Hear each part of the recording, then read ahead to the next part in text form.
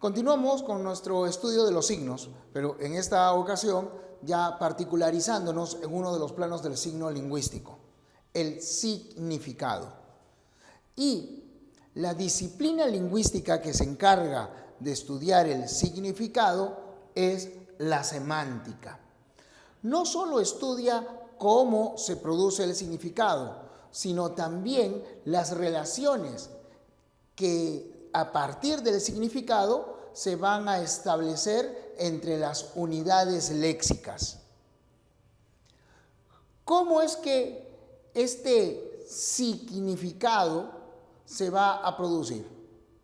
Recuerda que nosotros hablamos de significado cuando aludimos al plano de la idea o del concepto que se está relacionando con el plano del significante o de la expresión. El hombre, el único ser racional, es el único también que pudo asociar esa idea, ese concepto, con una expresión. Pero ¿cómo llega a ese concepto? A través de un proceso mental llamado significación. ¿En qué consiste este proceso? La información que nosotros guardamos está constituida por unidades caracterizadoras y también por lo tanto distintivas, a las que se conoce como semas. Mediante la asociación de esos semas, nosotros podemos obtener un significado. Por ejemplo, si decimos mamífero, doméstico, maullador, obviamente estás pensando en gato. Hemos asociado, no creo que alguien diga un tigre de Bengala o un león, porque dijimos doméstico. No pueden haber pensado en un puma, una pantera, un leopardo, porque hemos dicho maullador. ¿Se dan cuenta? En la mente hemos nosotros relacionado estos semas para producir ese significado. Pero date cuenta de algo. Cuando producimos este significado, es resultado de asociar un conjunto de características que son objetivas, que todos podemos apreciar. Por lo tanto, el resultado también será un significado que es objetivo. A este significado se lo conoce como base.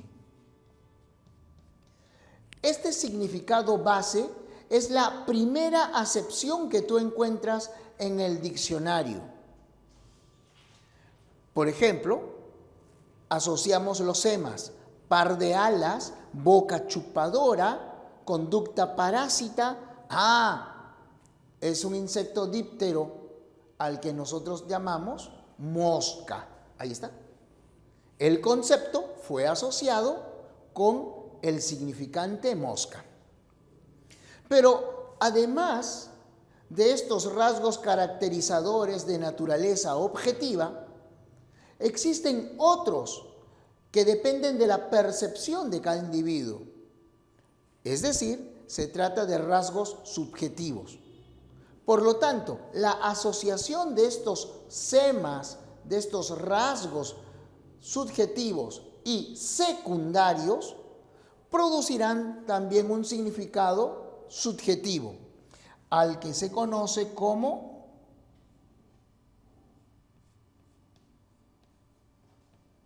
contextual. Por ejemplo, a partir de estos semas: sucia, vivaz, una sobreviviente, fea. Recuerda, de repente tú dices, ¡ay, qué malo! No, pero recuerda, son subjetivos. Algunas personas lo piensan así. Entonces, a partir de esta asociación, nosotros podemos aludir a una persona u un animal que es vivaz, que es difícil de atrapar. También se puede aludir al dinero, ¿no? Se dice el dinero es sucio. O a cualquier tipo de parásito. Vive alrededor del otro como una mosca en un basural. ¿Se dan cuenta? Sea cual sea ese significado, siempre es producto del proceso mental que hemos llamado significación. Este significado se traslada al uso cotidiano y ese empleo, ese uso del significado se denomina sentido. Ese sentido es determinado por el contexto. Luego voy a explicar qué es ese contexto. El sentido, de acuerdo a los semas que se relacionen, pueden ser denotado. ¿Esto qué significa? Que el sentido denotado es la plasmación, es la utilización del significado base. O connotado. ¿Esto qué significa? Carácter subjetivo.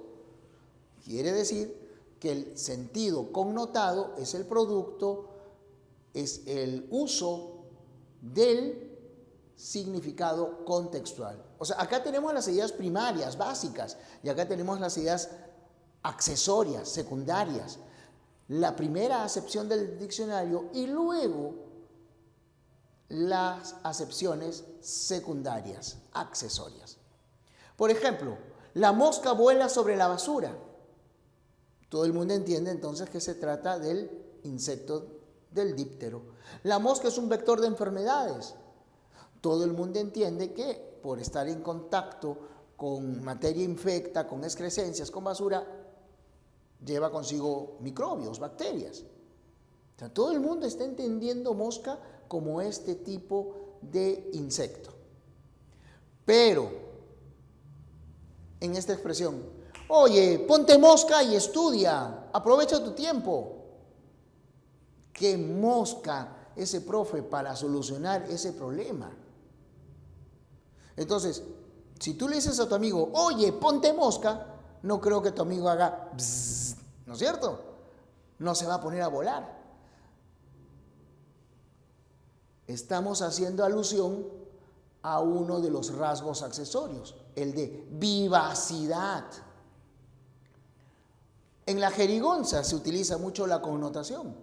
Recuerda que la jerigonza o el argot, que se le habla delincuencial, son expresiones que algunos llaman en sentido amplio lenguaje oculto, ¿no? Lo que se busca es que los mensajes sean accesibles solo a quienes comparten ese código. Choche, ando misio, cáete con la mosca, pues. ¿Se dan cuenta? Aquí está haciendo alusión a lo sucio, a lo que va de aquí para allá. Ese es un sentido connotado. ¿Y cómo nos damos cuenta? A ver, mosca, ahí está la misma palabra. Pero ¿cómo nos hemos dado cuenta de que se ha usado el sentido denotado o el connotado? Ajá. Empezamos a hablar entonces de contexto y de situación. Recuerda, el contexto es el entorno lingüístico. ¿Esto qué significa? El entorno lingüístico es el conjunto de palabras que al acompañar a otra precisan su significado. Por ejemplo, aquí, tú puedes ver, trae un banco a tu tía para que descanse. ¿Qué significa la palabra banco en esa oración? Creo que todos entenderán que banco significa asiento. Trae un banco a tu tía para que descanse. Significa entonces un mueble. Pero si la oración es deposítalo en el banco y ahorra, ¿a ti se te ocurrirá dejar tu dinero sobre ese mueble? Depósito. Cuando hablamos de depósito entendemos siempre como primera idea un acto de dejar dinero en una cuenta bancaria. Ese es el depósito. O dejar un dinero como un enganche, como una prima. Entonces, deposítalo en el banco y ahorra me indica que el significado de la palabra banco aquí es entidad financiera. Ya no puede tratarse de un asiento, ya no puede tratarse de un mueble. De otro lado, tenemos la situación. Tal vez tú recuerdes el concepto de cuando estudiaste el tema de comunicación. ¿Qué dijimos que era la situación? El conjunto de circunstancias que rodean el proceso comunicativo. En este caso, el mensaje es: mañana habrá examen. Entonces, la circunstancia de tiempo o la circunstancia de lugar te puede hacer interpretar. Primero, la circunstancia de tiempo. Mañana habrá examen. Si hoy es jueves, mañana significa viernes. Y si hoy es viernes, mañana significa sábado. Es decir, el mensaje ha cambiado de acuerdo a la circunstancia de tiempo en que se ha plasmado. Y la circunstancia del lugar también podría crear un cambio. Claro, si esta frase, si esta oración la pronunciamos en la universidad, en el colegio, indudablemente estamos frente a una evaluación de carácter académico. Pero, ¿qué tal si estamos en el hospital, en la clínica? Entonces, cuando te dicen mañana habrá examen, mañana te toman el examen, obviamente tú no estás pensando en una evaluación académica, sino en algún tipo de evaluación fisiológica, en algún análisis. La circunstancia de lugar hizo cambiar el significado del mensaje. Por eso, dependiendo del contexto y de la situación, nosotros podemos saber cuál es el sentido que está siendo empleado en el mensaje, es decir, cuál de los significados es aquel al cual se hace referencia. Y a partir de ese uso estableceremos relaciones entre las palabras.